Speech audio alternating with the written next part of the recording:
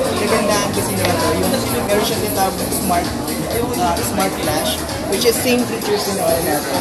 Ibig sabihin, normally kasi pag picture tayo, pag may flash, parang tayo na medyo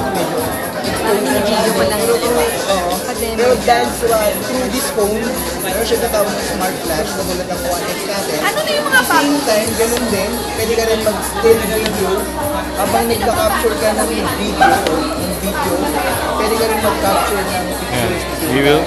We're taking video, then at the same time you can take photo on it.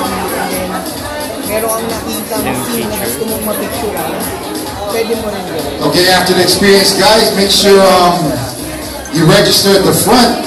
We got some premium items, of course, from HTC to give away, to raffle off later on. So if you guys haven't registered yet, pwede kang mag-capture. Go back in the front. And yung pinaka-unique kasi rito, our lovely friends will help you over there.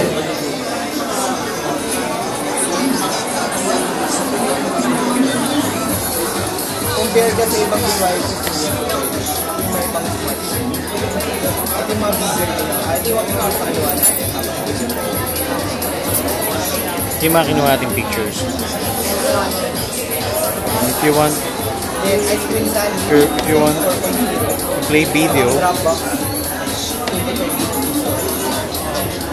you can play video, then you can take picture at the same time. Wow, that's it.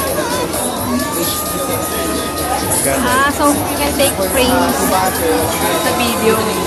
Makaka-capture ka pa rin naman. Yes, sir.